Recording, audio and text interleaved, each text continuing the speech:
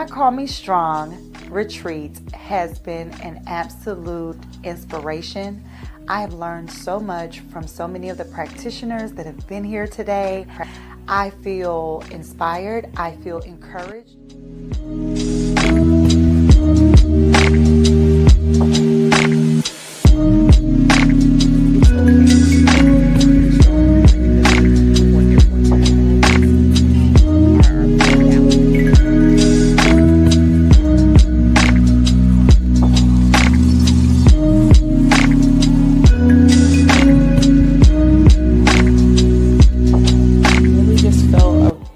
Sense of belonging today. Each and every one of us can be heard and have the tools to go and navigate life was very special for me.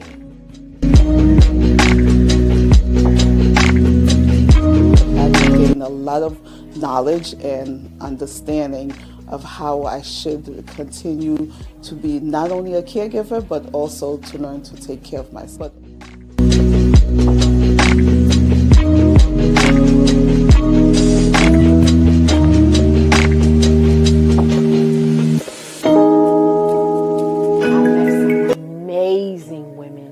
They've helped me to reflect on some things that I've kind of pushed in the back. I've learned a lot from them. I realize I'm not the only one.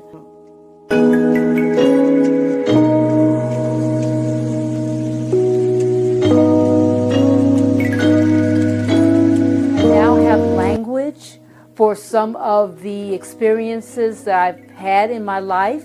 I'm so grateful I was able to make it to this seminar.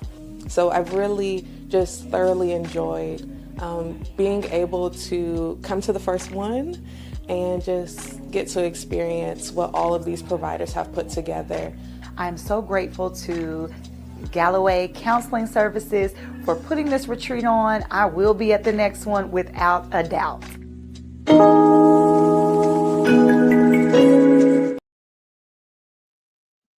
All right. Hello, hello, hello. I get the warm and fuzzies every time I see that video. That was a recap of our Don't Call Me Strong Caregivers Retreat. So, hello, hello. My name is Montina Myers-Galloway. I am a licensed therapist, a mental health consultant, and the owner of a private mental health practice, Myers-Galloway Counseling, here in Charlotte, North Carolina.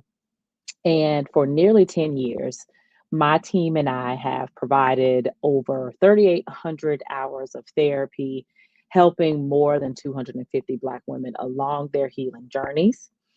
And I'm so proud of that. You know, as a mental health consultant, I specialize in helping Black women leaders in outpatient care break free from unhealthy caregiving cycles using my Power Blueprint framework.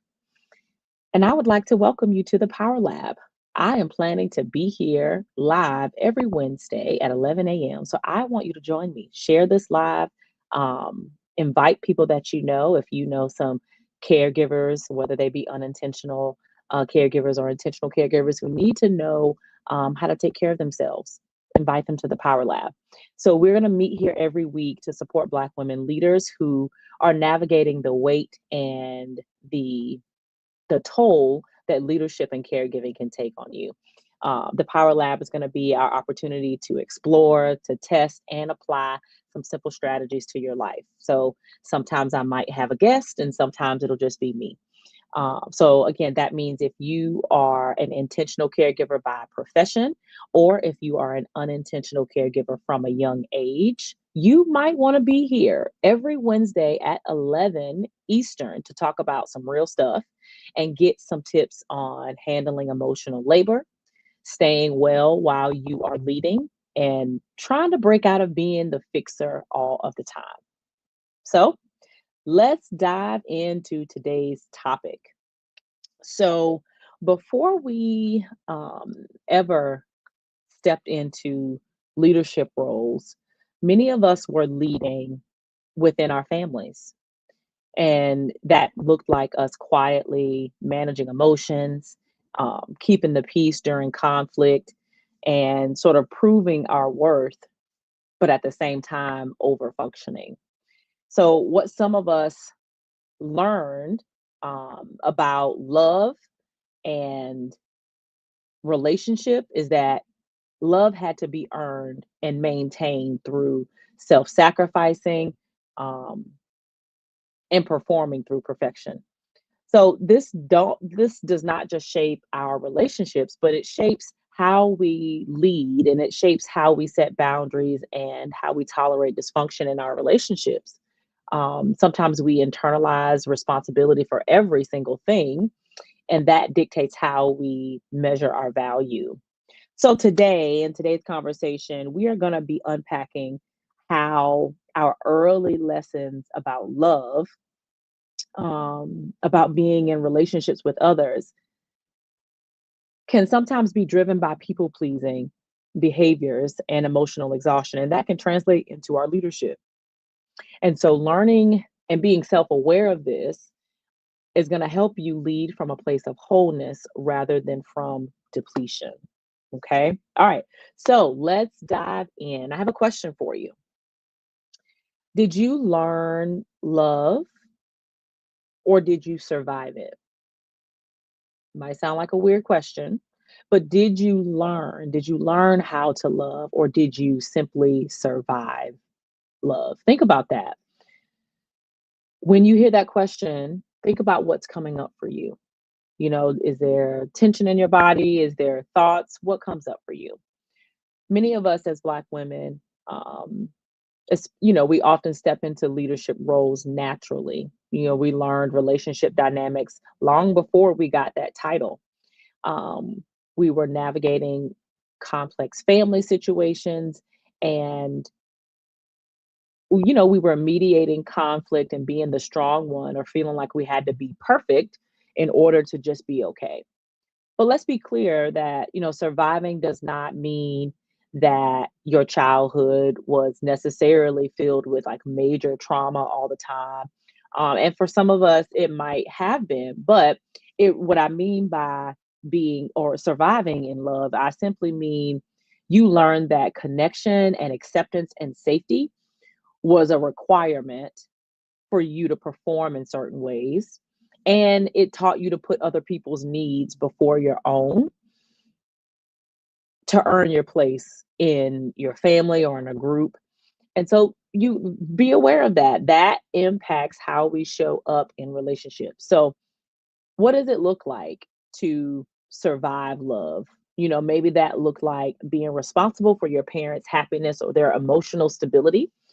That look like, believing that you had to be exceptionally good or high achieving just to get positive attention. It looks like learning that your needs weren't as important as other people's needs, but you received praise for primarily doing things, being helpful, being responsible, rather than just being you.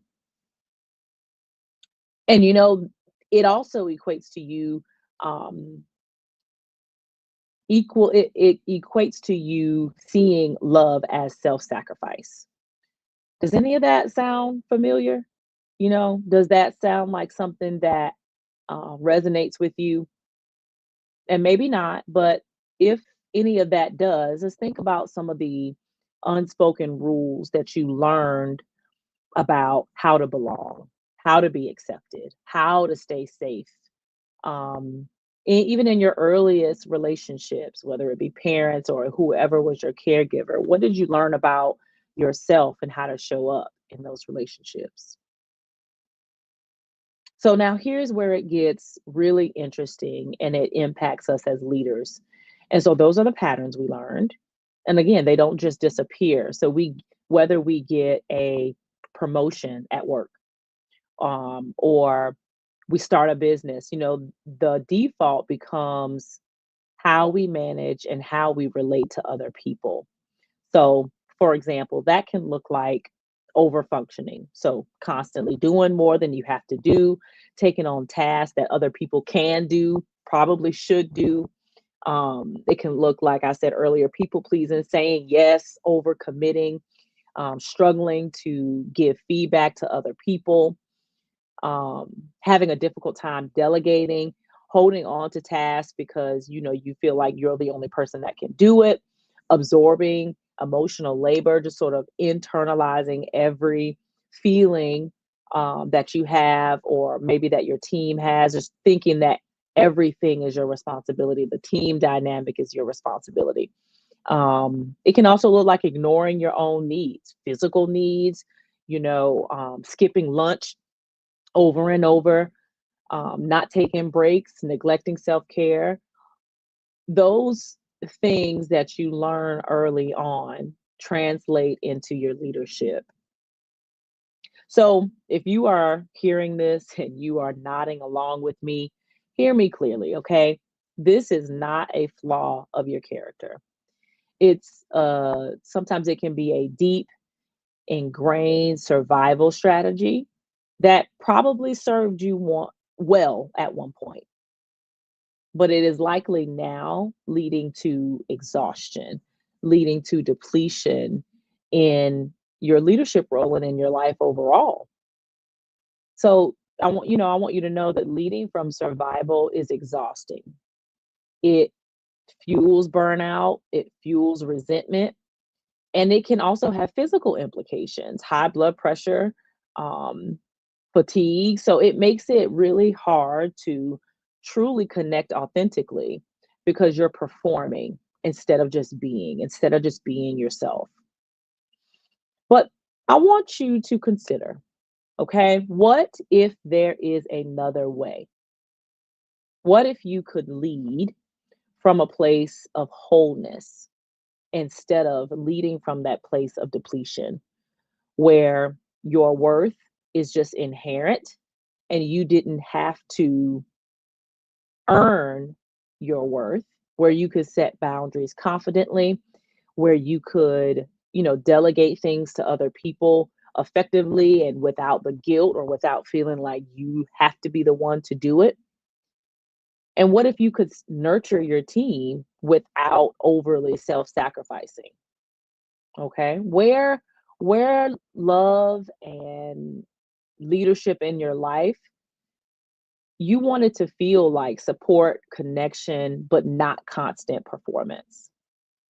So I want you to understand first that this connection exists, right? Between your early experiences, your current leadership patterns, and taking a step, even just by watching this video, whether you're watching it on replay, but just taking a step to absorb this information to change is important. So recognition is key, self-awareness is key. Now, knowing the pattern is completely different from taking the steps to change the pattern. So these are some deeply rooted things. And so dismantling ways of being takes time and it needs support and community around it. So it's going to require some intentional tools and some intentional strategies on your part.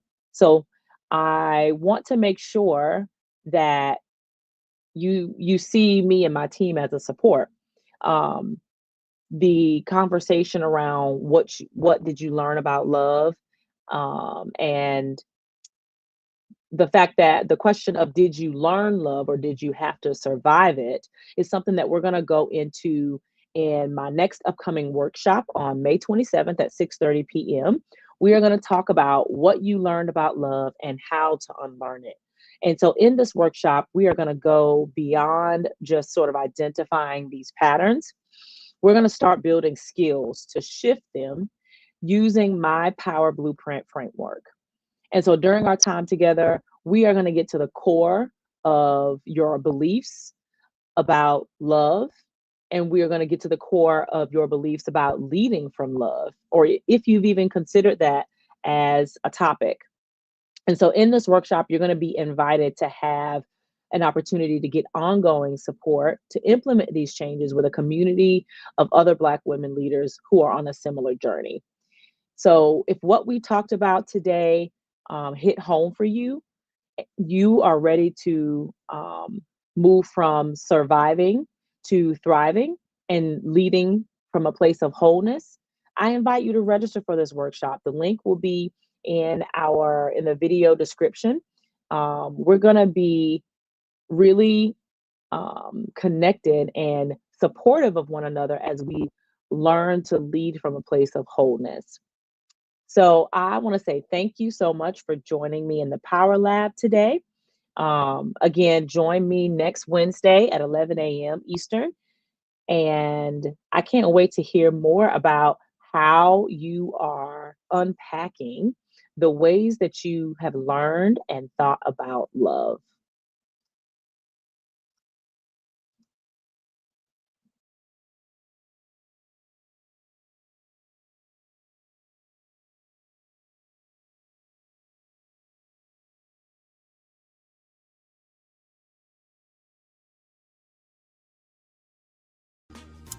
Black women, have you ever felt like you've been the caretaker for everyone else in your life? Like you've had to grow up way too soon, carry the weight of your entire family, and now you are left feeling emotionally drained with no sense of who you are outside of the roles that you play? Well, I'm here to tell you, that's called parentification, and it's time to break free. In our exclusive membership community, Legacy Shifters, we've created an experience specifically for Black women just like you. Women who are ready to reclaim their voice, prioritize themselves, and heal from the invisible wounds of being the strong one for way too long. Through live workshops with me, Montina Myers-Galloway, a licensed therapist, and my expert team, plus a private app-based community of women who understand, you'll gain the tools that you need to set boundaries, to prioritize yourself without guilt, and create a life that's truly yours. Imagine a legacy where your joy, your peace, and your priorities come first. Don't wait. Join today. You'll save with our annual membership discount. Visit legacy-shiftersmn.co. Say it with me. I deserve this. Legacy Shifters is here to help you live it.